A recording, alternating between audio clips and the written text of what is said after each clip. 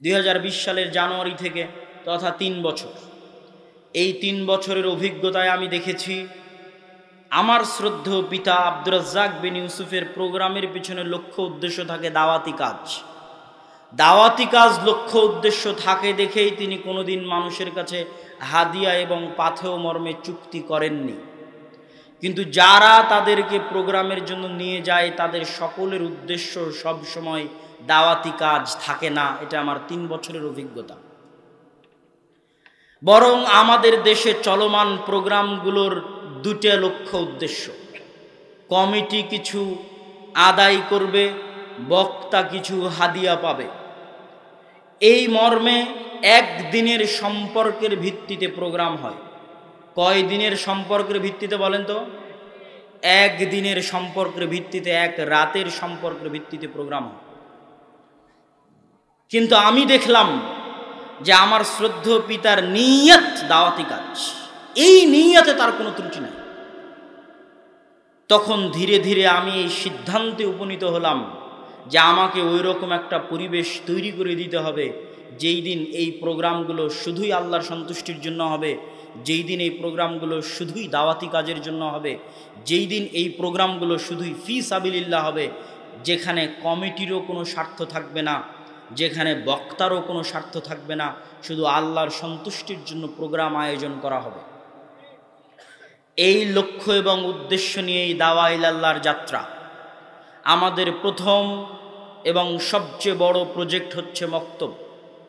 মসজিদ ভিত্তিক মক্তব পরিচালনার লক্ষ্যে মসজিদ ভিত্তিক দিন শিক্ষা, শুধু মক্তব বলবো না, দিন শিক্ষা। কেননা আমাদের মক্তবের সিলেবাসে শুধু কোরআন শেখানোর ব্যবস্থা নাই, বরং মৌলিক দিন শিক্ষা হিসেবে সিলেবাস তৈরি করা আছে। যেখানে যেমন আকীদা শিখবে, যেখানে যেমন নবীদের জীবনী শিখবে, দোয়া শিখবে, তেমন কোরআনও শিখবে। আমি সারা বাংলাদেশে 4টি জেলায় এখন পর্যন্ত 126টি মসজিদ ফি সাবিলিল্লাহ সফর করেছি, প্রায় 35টি উপজেলায় সফর করেছি, 255র কাছাকাছি মক্তব উদ্বোধন করেছি। আলহামদুলিল্লাহ, আল্লাহর দয়া, আল্লাহর রহমতে সম্ভব হয়েছে। চেষ্টা, পরিশ্রম, আমাদের কবুলিয়াতের মালিক আল্লাহ সুবহানাহু ওয়া তাআলা। এই দিন শিক্ষার প্রজেক্ট কেন হাতে নেওয়া, তার লম্বা বিস্তারিত বক্তব্য আমি যত জায়গায় সফরে গেছি তত জায়গায় আলোচনা করা আছে। 1 ঘন্টা 1.5 ঘন্টা আলোচনা করা আছে। আজকে যেহেতু আলোচনার বিষয় ভিন্ন, যেহেতু এটা ইসলামী সম্মেলন, আদ-দাওয়া ইসলামী সম্মেলন, সেহেতু এখানে সংক্ষিপ্ত আকারে বলে যাচ্ছি যে আমি আমার অভিজ্ঞতার ভিত্তিতে ভারতের 3 বছর, সৌদি আরবের 5 বছর এবং আমার ইংল্যান্ডের 1 বছরের অভিজ্ঞতার ভিত্তিতে আমি মুসলমানদেরকে দেখেছি দূরবীন দিয়ে। সারা পৃথিবীতে মুসলমানেরা হচ্ছে শিক্ষায়, জ্ঞানে অন্যদের তুলনায় 500 বছর পিছিয়ে। আমি কিছু বক্তব্যে বলেছি, অন্য বক্তব্যে বিস্তারিত আলোচনা করিনি, তবে একদিন করব, যে মুসলমানেরা 2টা কারণে পরাধীন। এক জ্ঞানের কারণে, আর একটা হচ্ছে সুদী অর্থনীতির কারণে। এইগুলোর উপর বিস্তারিত আলোচনা কোনো দিন হবে ইনশাআল্লাহ, সেই দিন আপনারা দেখবেন, জানবেন, শুনবেন। কিন্তু সংক্ষিপ্ত আকারে আমি দেখেছি মুসলমানেরা শিক্ষায় পিছু। যারা মধ্যপ্রাচ্যের মুসলমান, তাদের লক্ষ্য উদ্দেশ্য বিনোদন আর পর্যটন। কে দিয়েছে বুদ্ধি যে বিনোদন দিয়ে ইনকাম করতে হবে? শিক্ষায় কোনো ইনভেস্ট নাই, জ্ঞানে কোনো ইনভেস্ট নাই। বিল্ডিং বানাও, পর্যটন শিল্প গড়ে তোলো, সেখানে ইনভেস্ট। আর আমি ইংল্যান্ডে দেখেছি, ইউকেতে দেখেছি, তাদের ইনভেস্ট মানেই শিক্ষা। ইংল্যান্ডে তেলও নাই, ইংল্যান্ডে গ্যাসও নাই। আমেরিকাতে তেলও নাই, আমেরিকাতে গ্যাসও নাই। পৃথিবী শাসন করে কি দিয়ে ভাই? আমেরিকা, ইংল্যান্ডের অক্সফোর্ড আছে, ক্যামব্রিজ আছে, হার্ভার্ড আছে, নাসা আছে। মুসলমানদের চেয়ে 500 বছর জ্ঞান বিজ্ঞানে এগিয়ে আছে। জ্ঞান বিজ্ঞান বিক্রি করেই তারা পৃথিবী শাসন করছে। হাড়ে হাড়ে অনুভব করে দেখে এসে আপনাকে বলছে। গাড়িতে উঠলে দেখবেন বই পড়ছে, পার্কে গেলে দেখবেন বই পড়ছে, ট্রেনে উঠলে দেখবেন বই পড়ছে। মাঝে মধ্যে তাদের বই পড়ার ছবি উঠিয়ে আমি আমার 2 ভাই আব্দুর রহমান এবং আব্দুর রহিমকে পাঠাতাম। একদিন এক স্টেশনে পরপর 3টে ট্রেন মিস হওয়ায় ওই ট্রেনে প্রচুর ভিড় হয়েছে। ভিড়ের মধ্যে 2 বগির মাঝে যে ফাঁকা জায়গা থাকে, ওই ফাঁকা জায়গায় ভিড়ের মধ্যে দাঁড়িয়ে থেকে 2 জন যুবক বই পড়তেছে। ওটারও ছবি তুলে আমি আব্দুর রহমান আর আব্দুর রহিমকে পাঠিয়েছিলাম যে দেখো এরা কি দিয়ে পৃথিবী শাসন করে। এদের অন্তরে ঈমান নাই, এদের গায়ে কাপড় নাই, কিন্তু তারা বই পড়তে অভ্যস্ত। এই শিক্ষা, এই জ্ঞান দিয়েই তারা পৃথিবী শাসন করছে। আর আমাদের মুসলমানদের অবস্থা, মধ্যপ্রাচ্যের মুসলমানদের অবস্থা তো বললামই। এই জন্য আগেই বক্তব্যে বলে নিলাম যে ভাই, এগুলো করে মুসলমানদের বিজয় হবে না। এটা শিক্ষার দিন, জ্ঞানের দিন। ইমান, আমল, আকিদায় পরিবর্তন না আসলে বিজয় হবে না।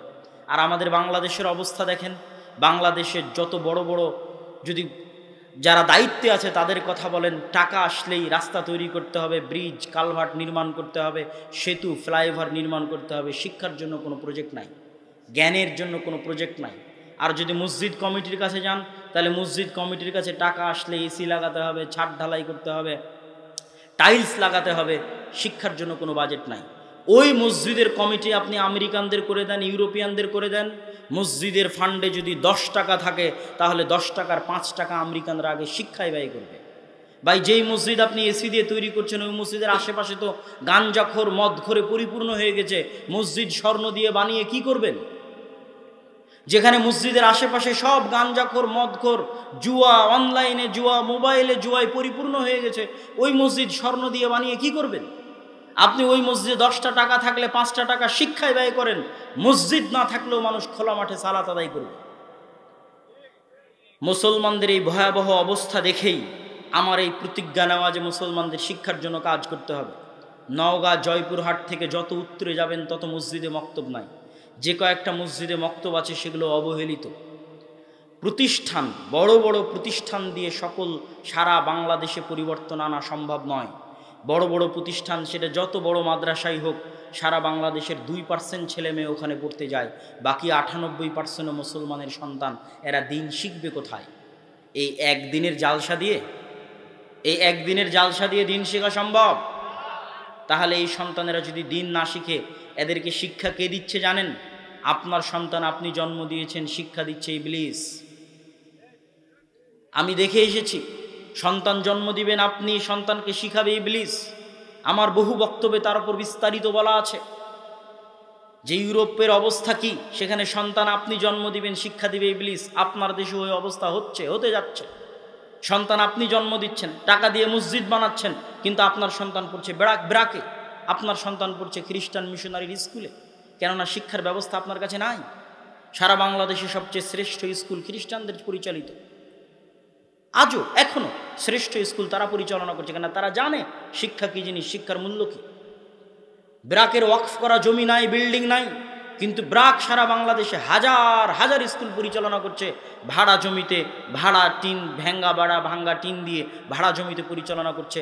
আর মুসলমানদের লক্ষ লক্ষ মসজিদ থাকার পরও, হাজার হাজার মসজিদ থাকার পরও এই সমস্ত মসজিদগুলোতে দিনের দাওয়াতি কাজ নাই। সম্মানিত উপস্থিতি, এই জন্য আমরা মসজিদ ভিত্তিক দিন শিক্ষা কার্যক্রমকে জোরালো করার জন্য, শক্তিশালী করার জন্য সারা দেশে দাওয়া ইলাল্লাহর অধীনে যে দাওয়াতি সফর চলছে, তারই অংশ হিসেবে আমরা চেয়েছি যে আমাদের প্রোগ্রামগুলো ফি সাবিলিল্লাহ হোক। এবং আপনারা আমার জন্য দোয়া করবেন। আমার অন্তরের একটা ইচ্ছা, আজকে যেহেতু প্রথম আর দাওয়া ইলাল্লাহর অধীনে প্রথম প্রোগ্রাম পত্নীতলাতেই, এখানে আজকে আপনাদের এটা প্রথম প্রোগ্রাম, এবং আজকের প্রোগ্রামে বাপ বেটা আমরা ফি সাবিলিল্লাহ এসেছি। মানে আজকের প্রোগ্রাম কমিটির কাছে আমরা 1 টাকাও হাদিয়া নিব না। বলেন আল্লাহু আকবার। আল্লাহ সুবহানাহু ওয়া তাআলা যেন আমাদের এই নিয়তকে কবুল করে, আল্লাহুম্মা আমিন। এবং এটার মাধ্যমে যেন আমরা সারা বাংলাদেশে মসজিদ ভিত্তিক দিন শিক্ষার জগতে একটা বিপ্লব নিয়ে আসতে পারি। আল্লাহ যেন সেটা কবুল করে, বলেন আল্লাহুম্মা আমিন। আপনারা আমার জন্য দোয়া করবেন। আমার অন্তরের সুপ্ত ইচ্ছা হচ্ছে যে অন্তত সর্বোচ্চ লক্ষ্য সেটা মনের মধ্যে আছে, কিন্তু অন্তত আল্লাহ সুবহানাহু ওয়া তাআলা যেন আমাকে ওই পর্যন্ত ক্ষমতা দেয়, যেই দিন আমি আমার জীবদ্দশায় এবং আমার শ্রদ্ধেয় পিতা আব্দুর রাজ্জাক বিন ইউসুফের জীবদ্দশায় এমন পরিবেশ তৈরি করে দিতে পারবো যে তিনি হাজারো লক্ষ মানুষের সামনে এসে আজ থেকে 10-15 বছর আগে যেমন নির্ভয়ে, নিঃসংকোচে, বলিষ্ঠ কণ্ঠে শিরক এবং বেদাতের বিরুদ্ধে দাঁত ভাঙ্গা আওয়াজে বক্তব্য দিয়েছেন, কোনো ভয় এবং ডর এবং সংকোচ ছাড়া। আল্লাহ সুবহানাহু ওয়া তাআলা যেন দাওয়া ইলাল্লাহর মাধ্যমে, মসজিদ ভিত্তিক দিন শিক্ষার মাধ্যমে তার জীবদ্দশাতেই আমাকে ওই রকম পরিবেশ ফিরিয়ে আনার তৌফিক দেন, যেই দিন আবারও তিনি হাজারো লক্ষ মানুষের সামনে দাঁড়িয়ে নিঃসংকোচে, নির্ভয়ে, বলিষ্ঠ কণ্ঠে শিরক এবং বেদাতের বিরুদ্ধে ওইভাবেই বক্তব্য দিবেন যেইভাবে আজ থেকে 30 বছর আগে 20 বছর আগে বক্তব্য দিয়েছেন, কোনো ভয় ছাড়া, কোনো সংকোচ ছাড়া। সেই পরিবেশ যেন আল্লাহ সুবহানাহু ওয়া তাআলা করে দেয়, বলেন আল্লাহুম্মা আমিন। এই মহৎ উদ্দেশ্য নিয়ে, মুসলমানের সন্তানের কাজ নিয়ে, আমার কাজ নয়, আজকের এই অনুষ্ঠানে যদি আপনারা 5টা টাকাও দান করেন, 10টা টাকাও দান করেন, তাহলে সারা দেশে যে মক্তবগুলো পরিচালিত হচ্ছে এই মক্তবগুলোর অর্থায়নে ব্যয় হবে। অত্র অঞ্চলে যে মক্তবগুলো চলবে সেই মক্তবগুলোর অর্থায়নে ব্যয় হবে। এই অঞ্চলেও আমি সফর করে গেছি, মক্তব কেন্দ্রিক প্রতি উপজেলায় একদিন করে সফর করেছি। ফলত আপনাদের কাছে উক্ত অনুষ্ঠানে, উক্ত সম্মেলনে দান করার উদাত্ত আহ্বান রেখে, আর দাওয়া ইলাল্লাহর জন্য দোয়া করার আহ্বান রেখে, এবং আমরা ফি সাবিলিল্লাহ দাওয়াতি কাজ করার লক্ষ্যে একদিনের সম্পর্ক নয়, স্থায়ীভাবে যারা দাওয়াতি কাজ করবে, 12 মাস যারা দাওয়াতি কাজ করবে, তাদের প্রোগ্রাম আমরা করতে চাই, ফি সাবিলিল্লাহ প্রোগ্রাম করতে চাই। কিন্তু একদিনের জন্য কোটি টাকা দিলেও ভাড়ায় খাটতে রাজি নই। একদিনের জন্য কোটি টাকায় দিলেও ভাড়ায় খাটতে রাজি নই। আল্লাহর সন্তুষ্টির জন্য যারা 12 মাস দাওয়াতি কাজ করবে, মসজিদ ভিত্তিক দিন শিক্ষা কার্যক্রম করবে, তাদের সহযোগিতার জন্য, মুসলমানের সন্তানের শিক্ষার ব্যবস্থার জন্য, দেশব্যাপী মসজিদ ভিত্তিক দিন শিক্ষা গড়ে তোলার জন্য, আল্লাহর সন্তুষ্টির উদ্দেশ্যে, আল্লাহর পবিত্র কোরআন মুসলমানের সন্তানের শিক্ষার জন্য আমরা এই উদ্যোগ নিয়েছি। আপনারা কবুল করবেন, নিয়তে কোনো ত্রুটি নাই। 2 বছর থেকে 100টা মক্তব পরিচালনা করি। তারপরে যখন এই দাওয়াতি সফর শুরু করি তখন ভয় পেতাম, কেননা আব্বু নিজেই জামিয়া সালাফিয়ার মতো 4টা বড় বড় প্রতিষ্ঠানের দায়িত্ব পালন করছে। আমি তো তাকে বলতে পারি না যে আপনি এখানে কিছু দেন, এটা বলতে আমার কষ্ট হয়। এই জন্য আমি ভয় পেতাম যে এই যে দাওয়াতি সফর শুরু করছি, এই মক্তবগুলোর ব্যবস্থা কিভাবে হবে। কিন্তু পরক্ষণে আব্বুর ওই কথাটাই আমার জন্য সাহস হয়ে থেকে গেল, যেটা তিনি জামিয়া সালাফিয়া তৈরি করার সময় বলে থাকেন যে আমার হাতে টাকা নেই, এ কথা সত্য, এখানে প্রতিষ্ঠান হবে এ কথাও সত্য, কেমনে হবে তা আমি জানি না।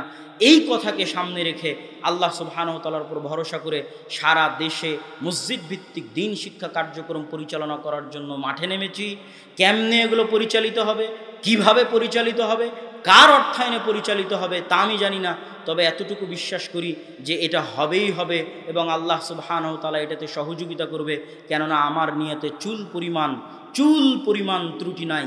মুসলমানদের দুঃখ কষ্ট দেখেই, ইংল্যান্ড এবং ইউরোপে মুসলমানদের দুঃখ কষ্ট দেখে